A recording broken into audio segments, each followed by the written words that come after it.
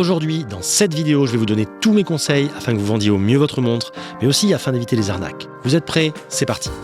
Bonjour à tous et bienvenue sur DMEV, j'espère que vous allez pour le mieux. Vous le savez, depuis plus de 2 ans, j'ai à cœur de vous aider dans la progression de votre passion, de notre passion commune pour les montres. Alors je reçois très souvent des messages dans lesquels vous me demandez comment vous y prendre pour vendre vos montres, sachant que vendre sa montre en 2024, c'est quand même un peu le Far West. On peut dire que le pire côtoie le meilleur, et je vous sens parfois un peu démuni au moment de vous séparer d'une de vos montres, et je peux le comprendre. Vos questions les plus courantes sont: comment faire pour vendre ma pièce vite et bien? Par quel biais les vendre? Comment éviter les arnaques au maximum? Dans cet épisode, je vais donc vous transmettre mes tips, ma façon de faire à travers 6 étapes clés. Je ne dis pas que ma méthode est la meilleure, mais elle a fait ses preuves, croyez-moi. Avant de commencer, sachez que cet épisode est, comme d'habitude, disponible en version audio sur toutes les plateformes de podcast, mais également en vidéo sur ma chaîne YouTube, Démontrez-vous. N'hésitez pas à liker, à vous abonner et à activer les notifications pour ne rien louper et pour aider la chaîne à grandir. Si vous aimez DMEV, c'est le meilleur moyen de me l'exprimer. Ah, et avant de commencer, j'aimerais vous parler de 2-3 actus si vous voulez bien. Tout d'abord, je tiens à rassurer ceux qui aiment le format long, le format podcast et même parfois podcast filmé de plusieurs heures. Des épisodes dingues ont été tournés récemment et seront diffusés dans les prochaines semaines. Ils ne peuvent être mis en ligne avant l'actu de certaines marques invitées car ils contiennent des pièces sous embargo. Mais je tenais à vous rassurer, l'ADN de DMEV est et restera le format long. Mais j'avoue adorer aussi vous transmettre mes conseils, comme aujourd'hui par exemple. Et je sais que vous savez apprécier toute la valeur que ce type d'épisode vous délivre. Par exemple, l'avant-dernier, celui dans lequel je vous donne mes conseils avant d'acheter votre prochaine montre, a été un gros carton. Plus de 15 000 écoutes en seulement quelques jours. Donc merci pour votre suivi. La deuxième actu que je voulais vous partager est encore une réponse à vos attentes et à vos messages de cet été suite à un épisode, à savoir l'arrivée, fin novembre a priori, du tout premier épisode dans lequel je vous proposerai une sélection de pièces vintage à vendre. Des pièces que j'aurai rigoureusement choisies, des pièces que vous ne croiserez pas souvent, des rêves cool et originales et toujours dans un budget contenu. On parle de pièces de quelques centaines à quelques milliers d'euros, car c'est un créneau de prix que je trouve vraiment hyper intéressant et foisonnant de pépites. Et c'est vraiment le créneau où on peut se faire plaisir pour pas trop cher avec de belles rêves. J'ai hâte de vous les proposer, vous pouvez pas imaginer. Et vous verrez comme je ne fais rien comme les autres, toutes auront plein de petits plus qui feront toute la différence. Je ne vous en dis pas davantage pour l'instant, vous comprendrez en temps et en heure. Donc rendez-vous dans quelques semaines pour le premier épisode sélection vintage DMEV. Troisième actu, j'ai décidé d'ajouter une rubrique en début d'émission. En effet, j'ai souhaité vous donner la parole et vous permettre de poser vos questions hors lot. Alors ça peut être sur un modèle, une marque, une actu, un point de vue, ce que vous voulez. Tout ce que vous voulez tant que ça tourne autour de l'univers des montres. Chaque semaine, j'en sélectionnerai une au hasard et j'y répondrai en tout début d'épisode. Vous pouvez d'ores et déjà poser vos questions en MP sur le compte Insta, que ce soit en message texte ou en vocal que je diffuserai dans l'épisode. Ça va démarrer à partir du vendredi 8 novembre, alors à vos questions. Allez, assez bavardé, on y va, c'est parti. Voici mes conseils afin de permettre de vendre au mieux vos montres, mais aussi afin d'éviter de vous faire avoir. Qui d'entre nous n'a jamais éprouvé le désir de se séparer d'une pièce, étant par exemple tombé amoureux de la prochaine? Cette envie, vous savez, irrépressible de nous débarrasser de notre ancien amour éconduit. Oui, je parle bien d'une montre. Mais là, souvent, on se heurte à un mur. La dure réalité refait violemment surface et une question se pose. Comment vendre vite et bien ma montre? Je vais donc vous énumérer dans cet épisode mes 6 conseils pour vous aider à bien vendre votre montre rapidement, dans les meilleures conditions et pour éviter les arnaques. Vous êtes prêts? On y va. Numéro 1, pour commencer, tout simplement, la remise en état de vente. Avant toute chose, il est important de remettre sa montre en état de vente. Trop de montres sont mal vendues car non préparées. Alors, ce que je vais vous dire va paraître évident pour la plupart d'entre vous, mais est-ce que vous le faites vraiment pour autant? Commencez d'abord, c'est tout bête, par retirer la crasse avec un fusain en bois tendre ou un cure-dent par exemple sous la boîte au niveau des cornes. Franchement, il n'y a rien de pire que de voir une montre en annonce remplie de poussière, de crasse, de saleté autour du plexi, du fond de boîte ou des cornes. Franchement, ça dénote un manque d'entretien, une révision assez ancienne et une utilisation intensive. Et là, ça va être dur de dire peu porté dans l'annonce. Et puis entre nous, ça fait pas rêver. Alors que concrètement, on parle bien d'un objet faisant appel au rêve, non? Donc, commencez déjà par ça paraît tout bête, mais passez un petit coup avec un cure-dent, du fusain, quelque chose, des petites brosses d'horloger. Mais déjà, ça va changer la perception, parce que vos photos, vous savez, la petite poussière de crasse que vous voyez à peine à l'œil nu, quand vous prenez des photos qui apparaissent sur un écran d'ordinateur, ça grossit tout, et on voit tout ça, et franchement, ça donne pas envie. Donc, commencez déjà par ça. Ensuite, le plexi. Alors, ce que je vais dire maintenant n'est valable que pour du plexi. Pas valable pour un verre minéral, Pas valable non plus pour un verre saphir, évidemment. Ce conseil va notamment plaire aux amoureux des speed et autres vintage, et même si vous ne revendez pas à votre montre d'ailleurs. C'est un truc simple et pas cher afin de retirer les micro-rayures présentes sur le plexi. Je sais que quand on est au soleil, quand on prend des photos, quand on regarde sa montre, toutes ces petites choses viennent gâcher la beauté et l'éclat du cadran, du soleillage, de tout ce qu'on peut voir. Ce que je vous propose, tout simplement, commencez par utiliser, par exemple, vous en avez peut-être chez vous, du Mirror. Alors certains vont dire, du Mirror, il est fou.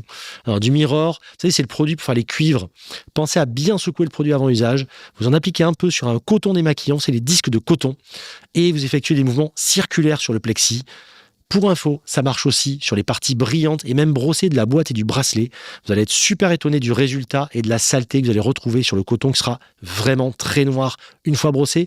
Et l'éclat de l'acier et l'éclat, et surtout, ça va retirer toutes les micro-rayures sur le verre. Donc n'hésitez pas, vous faites un petit mouvement circulaire comme ça. Et ensuite, avec un microfibre, vous essuyez bien, vous ressortez toute la partie blanche et vous allez bien polir, entre guillemets, en frottant avec le microfibre et vous allez halluciner du résultat et de la différence que vous avez sur votre plexi. Sinon, évidemment, il y a le fameux tube de Polywatch. Ça se commande pour une poignée d'euros, par exemple sur Amazon ou ailleurs. Ça marche très très très bien. Un tube vous fera plusieurs années, même plusieurs décennies si je puis dire. C'est un petit tube, ça coûte quelques euros et ça, c'est extrêmement bien pour justement faire partir toutes les petites rayures que vous avez sur votre plexi, sur votre résalite. Donc n'hésitez pas à essayer et vous allez être bluffé du résultat. Et franchement, vendre une montre qui n'a pas de crasse et qui n'a pas de micro-rayures sur le plexi, déjà, ça change pas mal les choses quand même.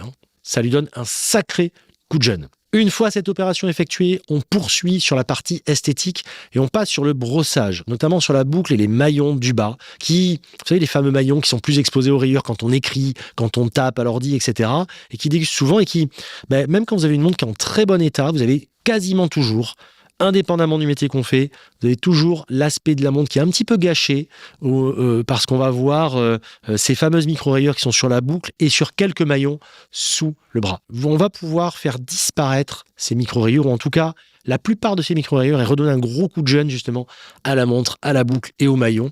Je vais vous donner un tip qui est incroyable, qui va vous permettre de faire ressortir de l'eau votre montre. La plupart d'entre vous ne connaissent pas et qui fonctionne très bien, et encore une fois pour une poignée d'euros, pour que dalle. Pour faire partir toutes ces rayures superficielles, je vous conseille donc de vous procurer deux choses.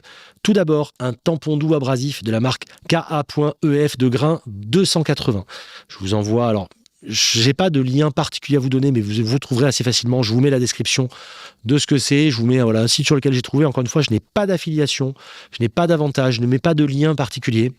Mais voilà, ça se présente comme un pad, un peu comme une feuille de 11 par 15 cm avec une petite épaisseur moussée de quelques millimètres pour plus d'efficacité de brossage.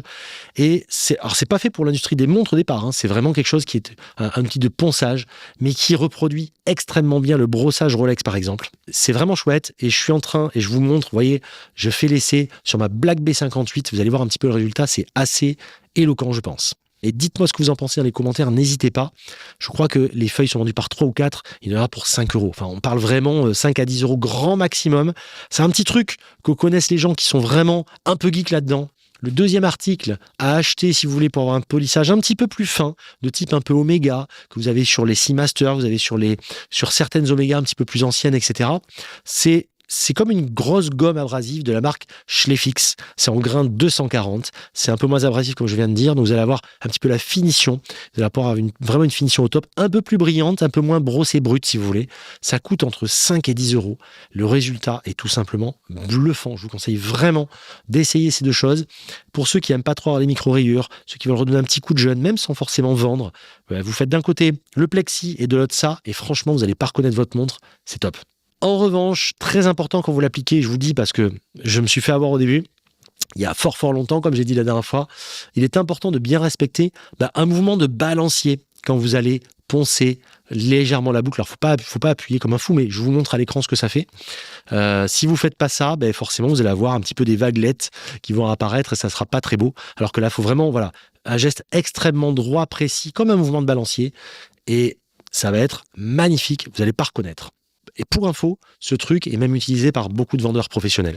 Évidemment, si vous voulez avoir le rendu brillant sur certaines boucles Rolex, par exemple, sur certaines boucles Nevada, etc., sur la F77, par exemple, vous avez le brillant d'un côté et le brossé. Évidemment, vous masquez les parties brillantes avec avec du scotch, et ça marche très bien. Et vous continuez donc comme ça à pouvoir poncer, mais vous allez être halluciné du résultat. Et surtout, n'hésitez pas, quand vous aurez essayé, à me donner vos retours, à me dire ce que vous en pensez. Alors voilà, je vous ai mis des captures d'écran de là où j'ai vu récemment, mais moi, c'est des choses que j'ai depuis très longtemps. Et c'est des choses que j'utilise régulièrement, parce que ça fait vraiment un résultat professionnel, facilement, ça coûte que dalle. Il n'y a pas grand monde qui connaît ce truc, donc vraiment, transmission de valeur là, vous pouvez y aller. Vous êtes bien sur DMEV, il n'y a qu'ici qu'on vous donne ce genre de truc. Enfin, si votre montre est montée sur cuir, si ce dernier est rincé, franchement, conseil tout bête, n'hésitez pas à le changer par un bracelet neuf. Si vous voulez pas mettre trop d'argent, vous procurez un bracelet de marque Cobra, un bracelet de marque Hirsch par exemple pour quelques dizaines d'euros. Préférez une matière ou une couleur neutre, un veau brun par exemple, et tout de suite vous allez voir que la montre va reprendre un coup de jeune. Ça donnera bien meilleure impression que votre vieux cuir dégueu là, plein de sueur, témoignant de la longue vie de votre pièce. Ah, ça fait pas bon genre concrètement, c'est pas génial, ça donne pas envie, et ne croyez pas que ce sont des dépenses inutiles. Vous retrouverez largement votre mise au final, croyez-moi, parce que vous vendrez bien mieux, bien plus vite et bien plus cher votre montre. En tout cas, de façon plus cohérente que si vous avez un ésalite dégueu, une boîte mal polie, ou en tout cas avec un brossé qui a pris des stars sur la boucle, et vous avez derrière un cuir, ou alors vous avez un cuir qui est en mauvais état, franchement, mais faut pas hésiter, mettez quelques euros et vous retrouverez votre argent. Faites-moi confiance. Étape numéro 2, si possible, petit tour chez l'horloger, c'est top, il faut le faire. Ça fait toujours la différence car ça rassure vraiment les acheteurs, moi le premier, vous le second. Comme je vous l'ai dit, c'est toujours important de garder de bonnes relations avec un horloger, chez qui vous emmenez vos montres, avec qui vous avez une certaine fidélité.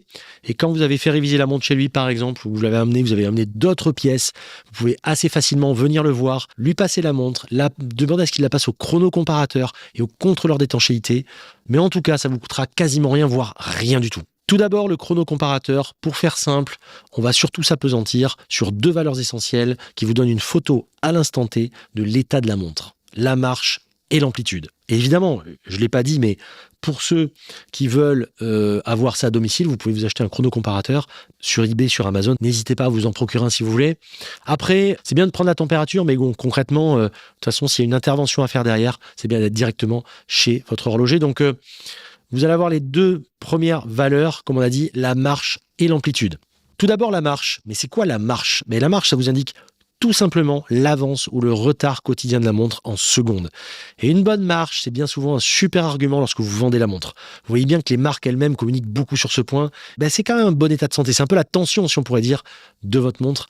L'amplitude, c'est vraiment un bon indicateur de l'état de santé de votre montre, car ça indique le bon fonctionnement ou non de votre balancier. En clair, c'est vraiment le cœur de la montre. C'est pour ça que je vous parlais de pouls et de rythme cardiaque, parce que c'est vraiment ce qui va vous donner, exactement comme un cœur finalement, le bon ou le mauvais état de santé, entre guillemets, de la montre.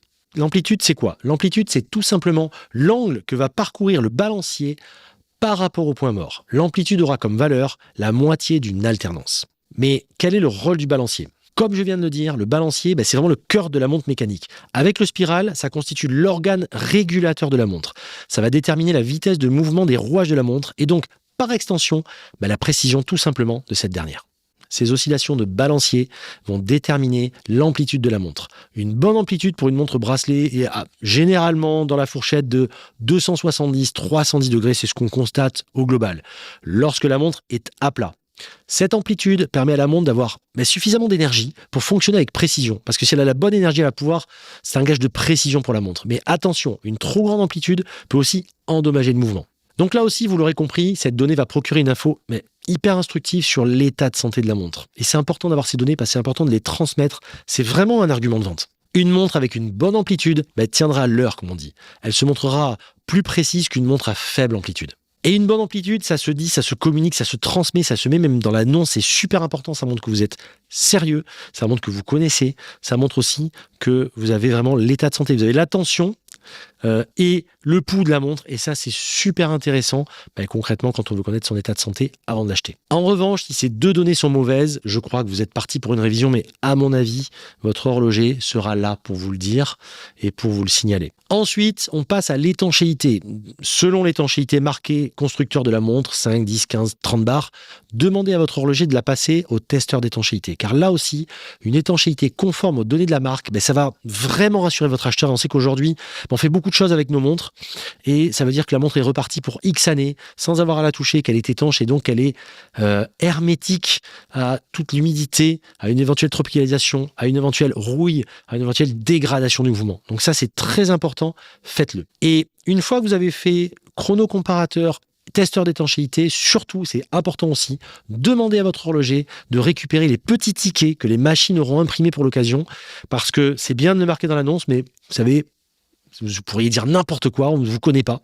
C'est toujours un plus quand même de montrer et de donner les petits tickets qui auront, les données auront finalement beaucoup plus de valeur parce qu'elles sont marquées. Ça prouve aussi que vous êtes passé par la case horloger, même s'il n'y a pas eu de révision, mais c'est quand même intéressant et ça, c'est vraiment un truc qui rassure énormément et qui peut faire toute la différence.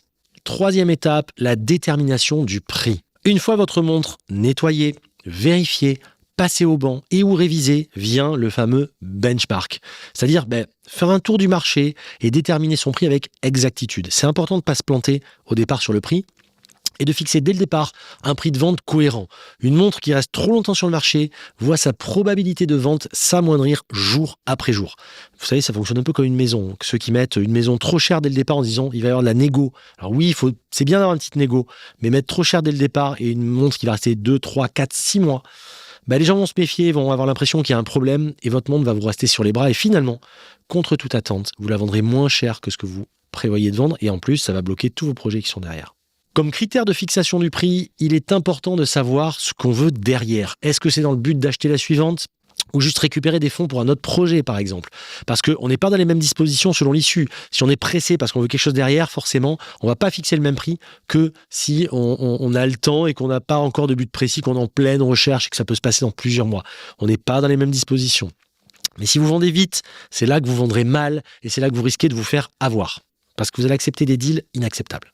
Petit truc, tout bête aussi, qu'on a tous fait, moi le premier, quand vous vendez votre montre pour acheter une montre derrière, ne fixez pas votre prix de la montre actuelle calqué en fonction de la suivante. C'est pas parce que vous voulez acheter une montre qui est un petit peu trop chère pour vous qu'il faut se dire, je veux une montre à 4000, ma montre vaut 3005, je vais essayer de la placer à 4 parce que comme ça, j'aurai pas à rajouter. Non, mais ça marche pas comme ça. Comme j'ai dit dans un épisode récent, les gens sont pas idiots. Les gens peuvent s'informer et maintenant il faut arrêter de croire qu'on peut vendre plus cher, etc. C'est quelque chose qui était vrai il y a 20 ans, mais aujourd'hui concrètement tu googlises quoi que ce soit et tu as ce que tu veux comme info, donc mettez un prix cohérent dès le départ, vous allez gagner du temps encore une fois et ça va être beaucoup plus sérieux. Fixez un prix dans la moyenne, ni dans les moins chers, ni dans le haut du panier, mais mais vraiment dans une bonne moyenne, parce que entre le bracelet poli, la révision éventuellement, le plexi qui est beau, etc., pas de POC, toutes ces petites choses à faire valoir, vous allez avoir une montre qui finalement va être dans la moyenne, mais qui va ressortir du lot concrètement. Parce qu'elle sera certes un peu plus chère que les premiers prix, mais sûrement mieux lotie, et un petit peu moins chère que d'autres qui sont très proches en état. Donc ça vous place vraiment dans le bon quartile, si je puis dire. Tenez compte également pour le prix de vente, parce que ça aussi, beaucoup ont tendance à l'oublier, si votre montre est achetée et montée sur acier ou cuir natto. Je prends l'exemple, encore une fois, tout bête, Tudor avec BB58, BB Pro, ce que vous voulez.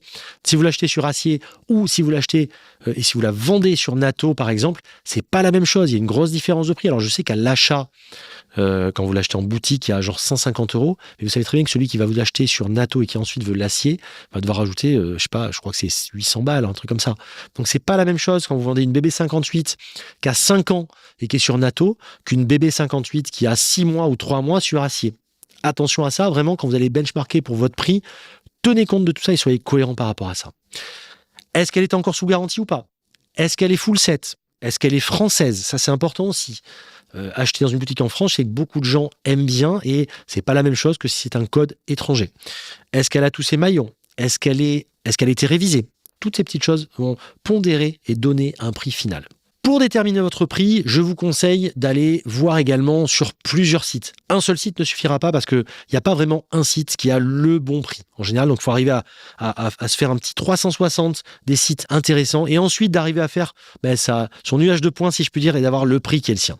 Évidemment, en premier, évidemment, Chrono24, mais attention, les prix sont très souvent au-delà du marché, du fait de la commission qui est prise par le site, évidemment.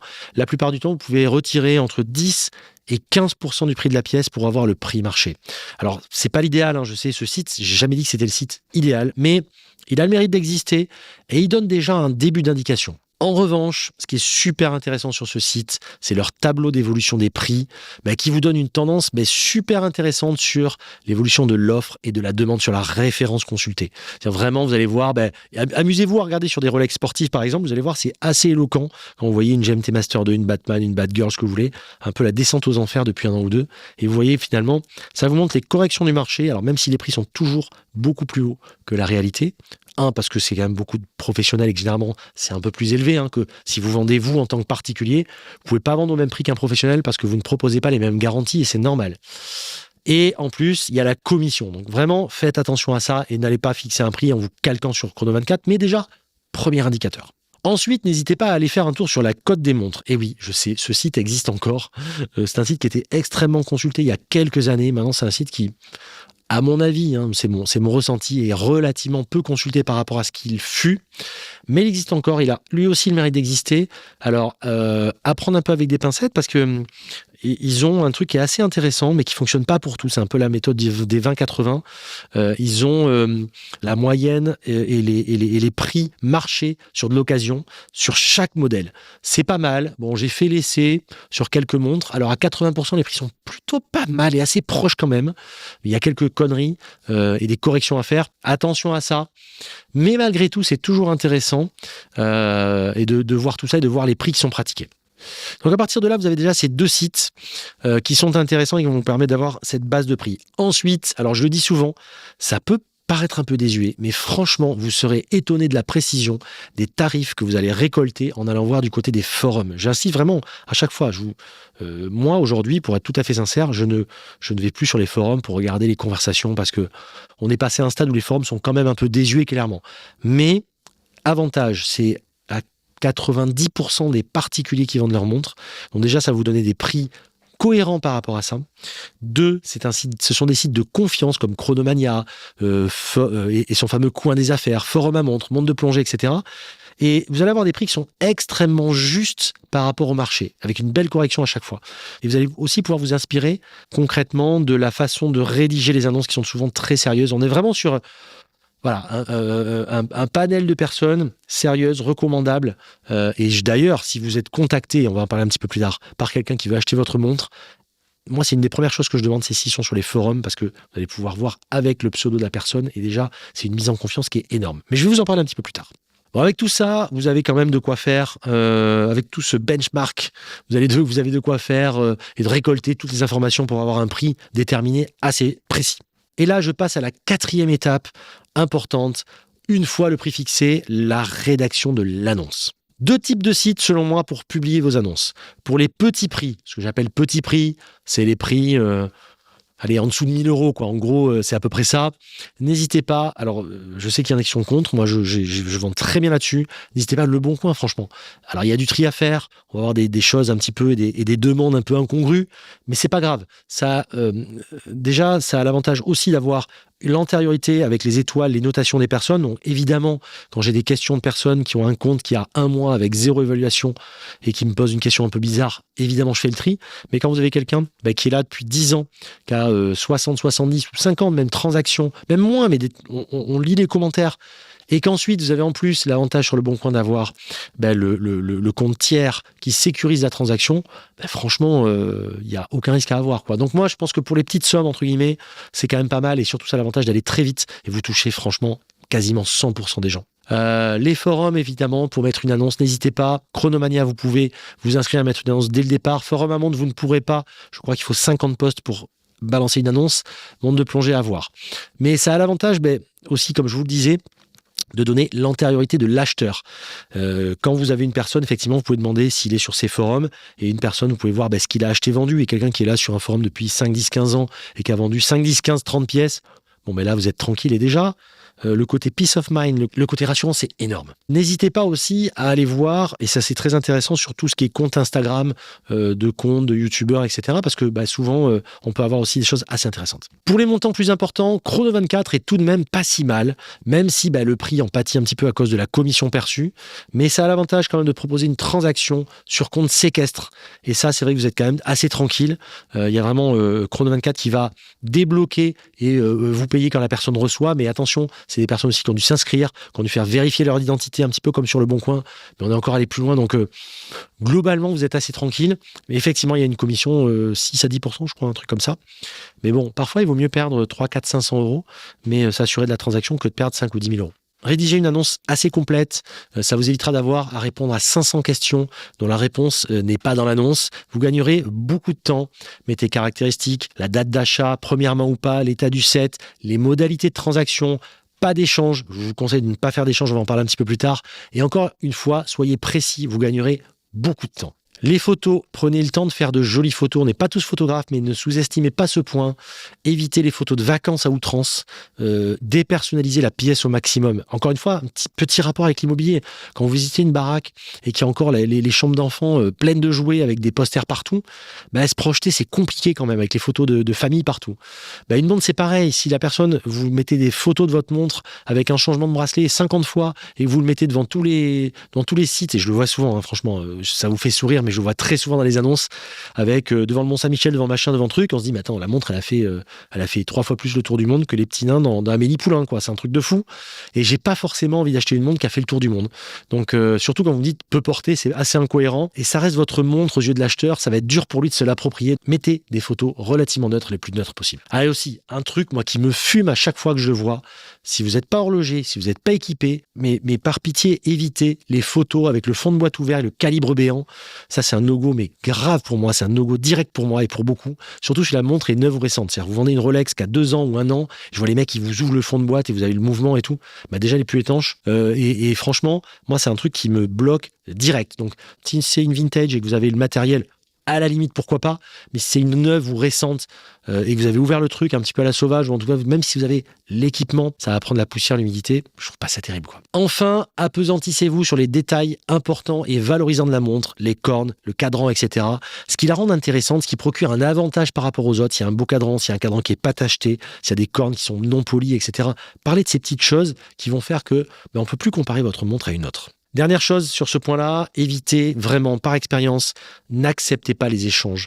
On n'est jamais gagnant. Il est extrêmement rare, encore une fois, par expérience, que chacun des deux trouve exactement son compte, exactement ce qu'il cherche avec le modèle proposé. Il y a toujours quelqu'un qui se fait léser, comme par hasard, c'est vous en général, parce que c'est quand même compliqué de trouver la personne qui veut exactement ce que vous avez et que vous ayez exactement ce qu'elle veut. Donc, vraiment, évitez les échanges au maximum. C'est un gros conseil et marquez-le dans l'annonce. Pas d'échange. Avant-dernier point, le contact et la conclusion avec l'acheteur.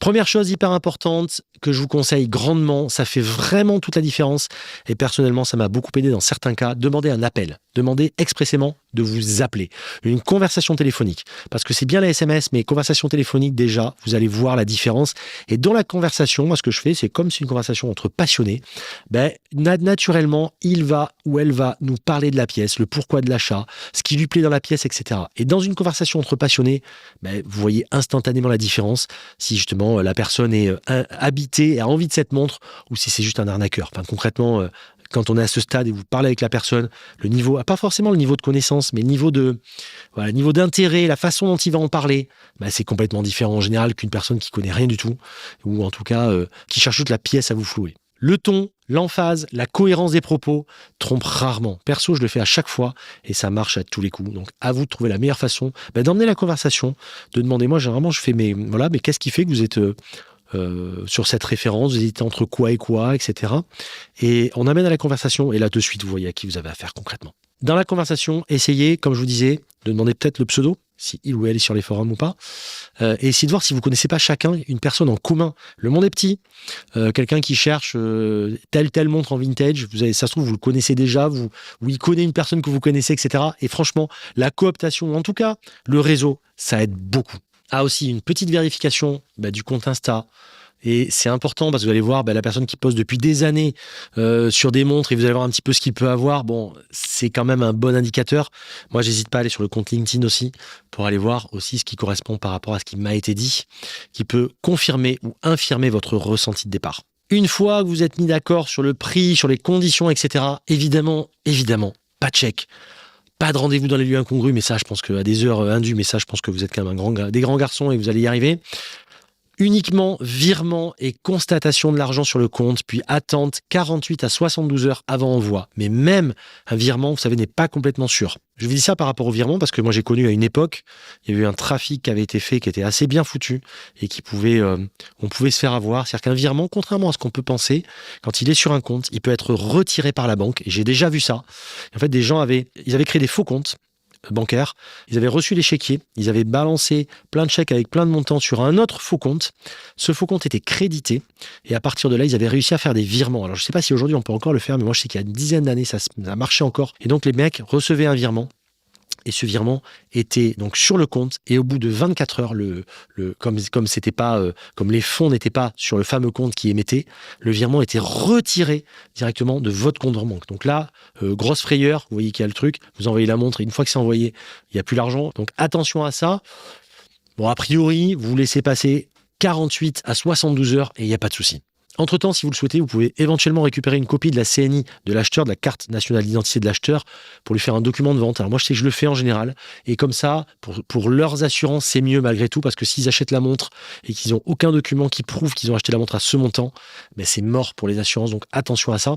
Et comme ça vous permet, par ce biais-là, de vérifier si les coordonnées coïncident avec ce que vous trouverez sur Internet en localisation. Donc, je sais que ça peut paraître excessif pour certains, mais on n'est jamais trop prudent malgré tout. Et ce que je vous dis, vous n'êtes pas obligé d'appliquer tout ce que je vous dis, mais selon le niveau de confiance que vous aurez, vous savez que vous avez toute la palette d'outils et de choses à pouvoir déployer si jamais vous voulez vous assurer de votre vente et d'être tranquille pour votre vente. Mais au moins, vous avez tout. Dernière étape, l'envoi de la montre. Avant envoi, petit conseil qui ne va vous prendre que quelques minutes, mais qui va pouvoir grandement vous aider en cas de conflit. À l'aide de votre téléphone, de votre smartphone, vous faites une vidéo de la montre juste avant de l'expédier. Vous la filmez sous tous les angles.